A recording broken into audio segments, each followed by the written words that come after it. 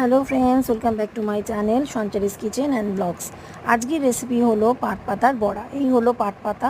পাট পাতাগুলোকে ভালো করে কুচি কুচি করে কেটে নিয়েছি, সাথে নিয়েছি মুসুর ডাল বাটা, আর নিয়েছি কাঁচা লঙ্কা, বেসন আর পরিমাণ মতো নুন। ভালো করে এবার পাতার সাথে বেসন, মুসুর ডাল ভালো করে মেখে নিচ্ছি। ভালো করে মেখে নেওয়ার পর দেখবে পাতাটা একদম সুন্দর নরম হয়ে যায়। এবার কড়াইতে তেল দিয়ে দিলাম।